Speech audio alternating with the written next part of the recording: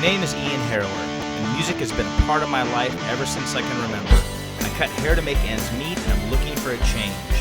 So I'm taking my vintage Triumph motorcycle, and I'm leaving my job, my home, and my girl to take a journey across the U.S. to explore music. So follow me through big cities and small towns of all kinds, talking, listening, and learning about the music that defines and tells the stories of the people and the city they live in. So come with me, down the highway.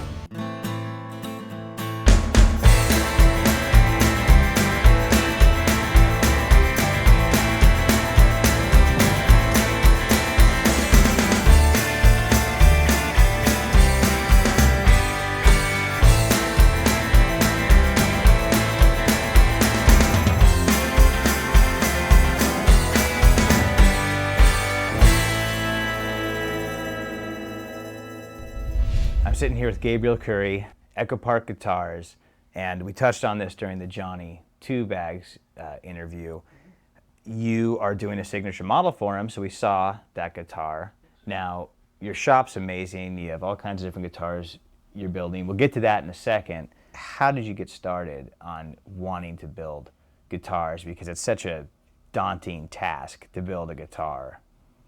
When I was a kid, my mom took me to work with her one day because she wanted to show me a thing that she had found, and it was a guitar shop that was like just down the street from her salon in Burbank, and it was a guitar shop called the Guitar Doctor, and Mike Lippy, who's now a dear friend of mine, it was his shop, and he was like one of the first boutique luthier builders in Los Angeles, to my knowledge. Right. And at the time, it was maybe 1980 or something like that. So I was, 11-ish. And prior to that, I had gotten a Music Master from a family friend and just dissected it and it was just kind of normal, Did you even learn to play guitar before this? I learned like G, D, and F or something. Okay, then you're like, I'm just rip this apart. And then like it just kind of happened. I was just like, this thing's cool. I wonder what this does.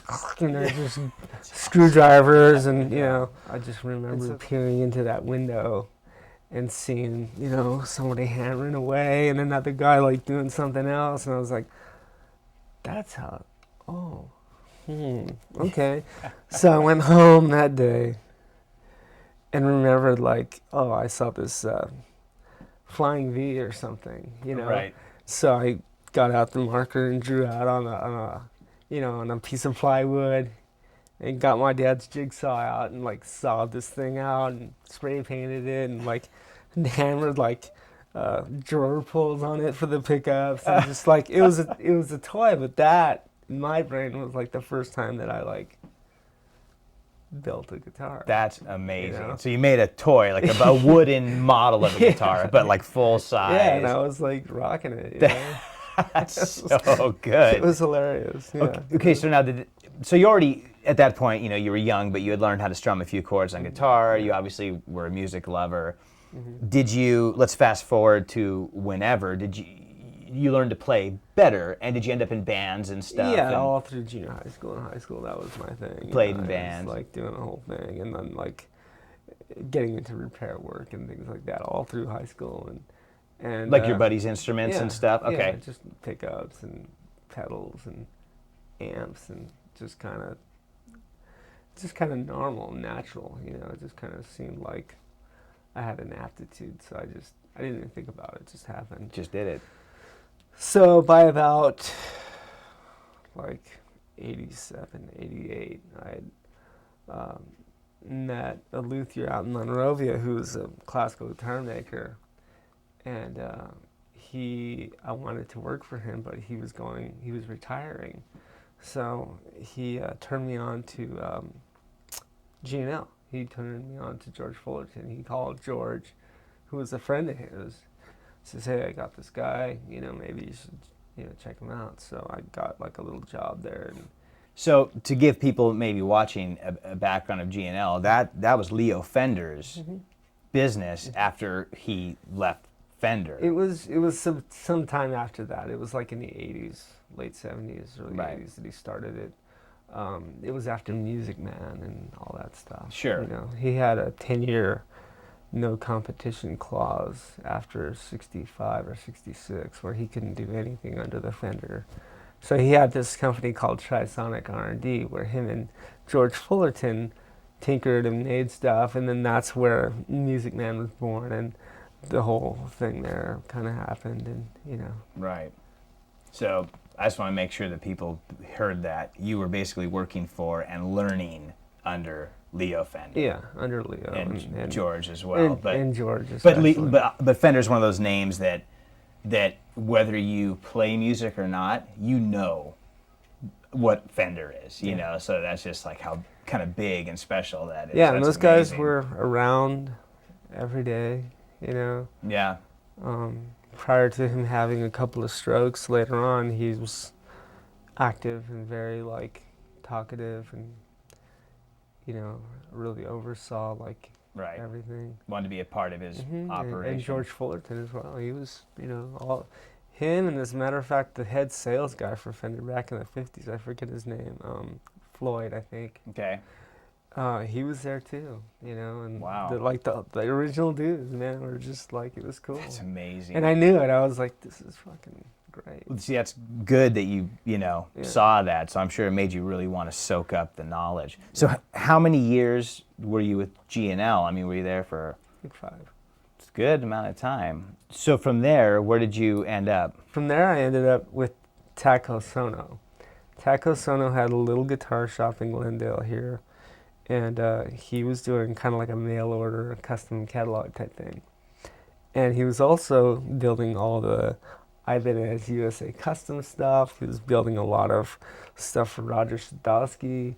He was working a lot with Michael Tobias, and all these guys were. So it was like a whole LA boutique scene that was happening then. And, Right. you know, Sammy Sanchez and Gil Chavez and all these other cats were, you know, on the fringes of that, all helping like either Michael Tobias or him or Mike Lippy, and all these guys were kind of working, you know, around the same, with the, you know, the same batch of artists as well. And so I kind of fell into that and started learning a new level of guitar making, because the Japanese tack at the time was doing really high-end stuff, and so I jumped from basically production stuff into custom stuff. Right. And learned how to do neck throughs and hand-shaped necks and hand radius and fretting and just all the things that I didn't See, that's the know stuff. then was like really Blows. intense and like by feel, by hand. Like Yeah. he was adamant about like, this is how it feels. This is how you shape it by hand. This is how. And I was like, oh, well, back we had no shapers, No. none of that stuff. This is how you do it. Yep. And he took the time and schooled me. And that was intense. So the hand shaping of necks and stuff like that is something I want to touch on. That's the kind of thing that blows my mind. The craftsmanship is incredible. My dad is a guitar builder, and he builds through body guitars, and he does it all by hand, no machines. Awesome. You know. So I remember he started doing this when I was young, Killer. very young. And I would sit out in the garage and watch him do this Wow. for weeks, you know, with filing everything down. And you're right, he never said it, but I'd watch him pick them up and feel everything, you know. So when I watch that kind of art happening, because I don't have that touch with wood. I didn't get that I got the music part from my dad, but not, you know, the wood part. So watching, you know, a master do that must have been amazing. And then so jumping in and doing it yourself, was it, I mean, did you have to screw up a few things first, or did you move slow enough that you kind of got the feel right away? Was it nerve-wracking to get in and try to do something like that for the first time? Well, you know, I was really excited about it, and I think genuinely when you're excited about things, you tend to, you know, make little mistakes and stuff. But yeah, I made mistakes. I mean, but he knew that. He knew that like I was learning a new thing. You know, had the skill sets, the raw skill sets to do it, but still, you know, you don't know how to do something until you do it. Yeah, dive in and do it. So yeah, I screwed a few things up, but nothing that cost him thousands of dollars. There was a guy that was actually apprenticing at the same time he hired me, that like dumped a bunch of hot glue in this case of finished pieces that were like really expensive, and it ruined all of them. He glued them all together. Oh no. So I didn't do anything like that, but Right. yeah, I mean, I drilled a couple of holes and things like that. So I was already coming from a production thing, so I kind of knew like, like proper procedure and things like that. So. Sure, yeah. So you'd already. It's kind of good. The steps you took were actually the steps you should take. You learned this, and then learned that, and then learned this next thing. And so yeah, somebody who, if you would have just come in and started apprenticing at his shop, I would have skipped a lot of stuff. That's the thing, and then it probably would have been a lot harder for you to pick up on. Yeah, That's amazing. I really like cherish the fact that I was able to like get in a ground level at a company that was so like legendary, with legendary like guys at the fore, Sure. So that was kind of like, I knew that going in, so it's like I just paid attention, really. Yeah, I wasn't really studious. I just paid attention to my job and really like, learned what the other guys were doing that had been there for a long time, and figured out different ways that I could do it better, Right. And didn't really like say anything about it, just did it, and it turned out that there were just improvements in the overall way things were done, and they kept doing them that way after I left, so that's cool. Then that's great actually. Well, because you're one of those rare people that just has the gift for that, apparently. I mean, that's just what you were meant to do, and you realized it. That's the thing. A lot of people don't realize that sort of thing. So you're probably not even looking at it, as a job per se, but like it's cool that you're doing something that you love to do as a job. So your way of coming at it and learning about the making of these guitars is probably a little different than somebody could be really excited about making guitars but just not have what you have with it. You see what I mean? And their learning process and their way of attacking it's a little different. Totally. So how did you end up finally going off on your own to do your own thing? Well, around the late 90s, I kind of just, I wanted to go play and do all the other things that musicians want to do. I don't need to get into it, but yeah, right. You know of what course, I mean? yeah. You wanted, you wanted to be a knucklehead like all of us. Exactly. Wanted to be a knucklehead at one and I point. was starting to do that, and I didn't really feel like showing up and working with like dangerous machinery was a very good thing to do. I couldn't put the care and love into that craft and still do the other thing that my mind was telling me I needed to go do. So, See, it's funny you're aware of that. See, a lot of people wouldn't have been aware of that. So I kind of had to sever the tie, and I just told myself, you know what, I'm going to leave this, I'll come back to it later, I'll continue to do it here and there, friends and whatnot, or whenever I get a chance, I'll just do it, but I'm not going to step into that world for a while. I'm going to like remove myself, and later on I'll come back to it, because I love this. This is totally my deal. So that's what I did. After partying and playing in bands and doing your whole thing, which you still play music, you still play in bands, but probably on the other side of it being a party, Yeah. The knucklehead days are over now. No, that's way in the past. Yeah. So now you play to play and for playing, Now, so did you, once you got out of all that whole bit, did you automatically just go, okay, I need to open a shop, I want to do this? Or did you look around at maybe, like working back at another someone else's shop? Or how did you come back into it? There was a lot of things like that kind of went through my head. I actually got into historic restoration. Oh, cool. With the skills that I had as a carpenter, I figured I could actually make a living doing something, so I did that. Then, I got into historic restoration, a lot of buildings downtown and government buildings and, historic stuff. As I was doing that, I got to like check out a lot of different old cool buildings, but I also saw like a lot of old coal wood, usable pieces getting tossed. And I started kind of collecting that stuff and amassing some of it. And in the back of my head, thinking, oh, this would be great for like a neck or, whatever. Mm-hmm. I mean, and not really thinking about it, just kind of there. So when I got closer to realizing that I should probably, I built a few guitars with a couple of friends, and one day I kind of just decided that I would like build a Junior in my backyard with like minimal like hand tools, like 3 or 4. And this is your first attempt at actually building a full guitar on your own with your own materials. After years of being away from it, I just was like, what, I kind of feel like I need to do this. So I picked a Junior because I just loved them, and I wanted one at the time. So I was like, I got 10 grand, but I bet I can build one. So that's that was awesome. the impetus, and then so I built it. And it's actually that one right there, up there facing. With the Rolling Stones. Yeah. Nice. That's Keith. Keith. And is it a through body or is it a bolt-on? it's a set neck. Okay. It's like a 58 Junior with the squared edges, double cut. Nice. And that's like, probably wood off of like some mantle or something like that out of some building, church pew or something. I don't know.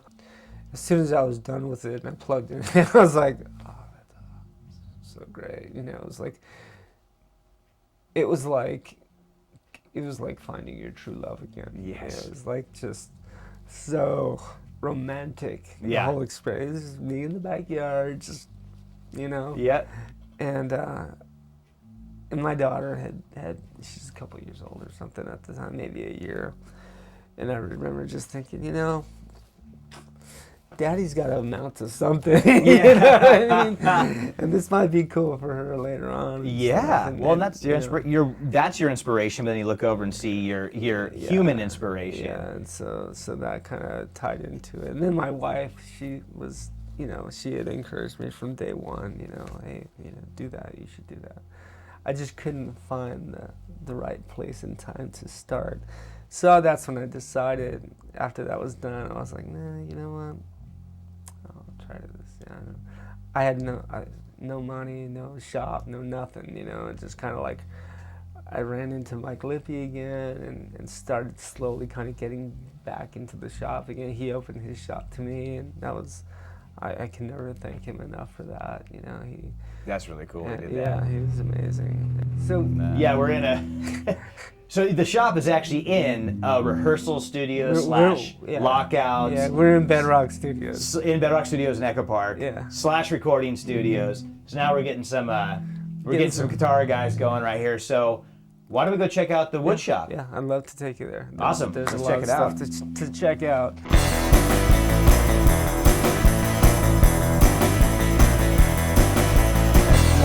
This is where I stash all the wood and all the stuff that I've amassed. Okay, this is where all the cutting goes down, and wow, look at that. Whoa, let's get some lights on. I want to see this. I love the smell of wood shop. It's my favorite smell. These are some of the necks that are being built from that. And here's the phases of the necks, Basically, it starts off as, this is actually probably, further along, they start as just rough blanks, kind of like this. They'll start as just rough blanks. Here's like the headstock Yeah. shape. And then I'll the truss rod. join the front, cut out the truss rod hole, and then attach the fretboards and the truss rods, put these head plates on, glue that down. Then that gets routed and shaped into this, and then there's the rough shape. And then from that point, I'll do all the hand shaping on a sander, on that sander over there. Okay. I'll do all the hand shaping until it's relatively a decent shape, and then I'll take from there and I'll use this rasp and a block, and I'll block sand in hand, shape the neck into the final shape, and then after that I'll fine sand it, and continue shaping until it's done. Well, that's so much work, but I love it. Now, is this on this one here, like for the rough? Is this just basically like a guideline the way you leave this for when you're No, this is what's left over after the router. I take a router and get this basic get the shape curve, off. yeah. This is what's left of it. Because the router can't reach it. After yeah. that, exactly. So from here, it's all hand shaping from here, like the machines are done. After this, no more machines. Right. Except for like a palm sander or something like that. Sure. And then as I'm going, I'll like take a pencil and mark different places that I think are funny, and I'll address those with these hand tools, and make sure that everything kind of gets done by hand. That this is, the neck is like 60% of the total build. So I'll take, after the bodies are done, routed, and pretty basic, it's just cut, routed, it's a lot of work, but it's still pretty basic in its nature. This is where the magic actually... Well, there's all the degrees that go with it. Yeah. Of the bend back on the neck for the string tension, for the actual arc of... I know. That's where I am just so impressed by people who do that kind of stuff by hand, Yeah, I mean the head pitch, the way the material is cut, so that you get these nice seams, and the way everything kind of lines up together, and the way the way it's built, the dimensions here, the dimensions there. And then are you watching? And then when you're cutting the wood, you're watching the grains too, right? You're watching to see how all the wood grain makes these nice patterns. Well, I do that before any of this stuff. When I'm selecting the raw pieces, when I'm doing that, that's what I'm looking at. I'm looking at like, how is this thing gonna look finished? How is this thing gonna act when it's finished? I'm looking at the grain and going, okay, it's possible that it could twist that way, so I'm gonna cut it this other way so that we avoid that. Right. Because I already know what the raw piece is gonna end up like in my head. I can already see it, so it's like I build to that end. That's amazing. Well, we should take a look at you in action. All right. See you work on some stuff. I'm gonna get like just this basic shape here, show you how like this is actually coming from just the plank. So to actually cut the shape of the neck out. So this is like after I've done 3 steps only. I've gotten the glue surface for the fretboard. I've gotten the channel for the truss rod, and I've cut the headstock pitch for the face. So what I'm going to do now is cut out the neck. And that's a specific degree you do every time, obviously, it's right? 13 degrees. Okay.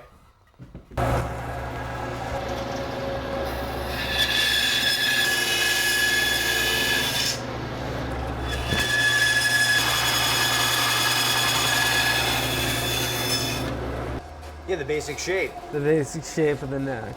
And then routing would be the next. After that, then I glue on the sides to the headstock.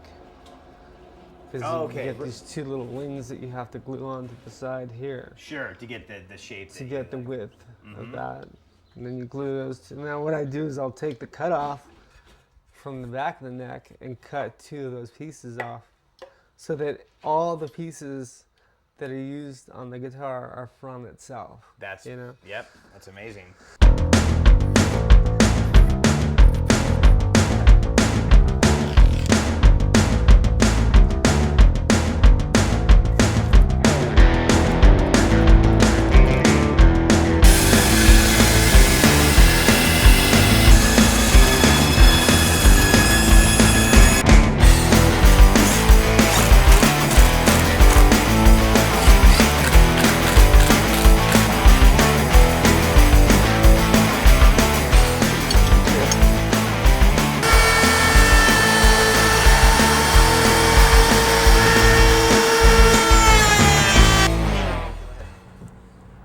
Yeah, so look at that nice clean cut from the router. Then you just do that on the whole piece. The whole perimeter gets the perimeter route, and then I do a rounding bit to get the back shape, just roughly. Yeah. I go up to a certain point, and then everything is hand shaped from that point as far as the neck is concerned. And I mean, it helps to start the arc too. I mean, you don't want Exactly. to, like I said, that's an extra week of filing.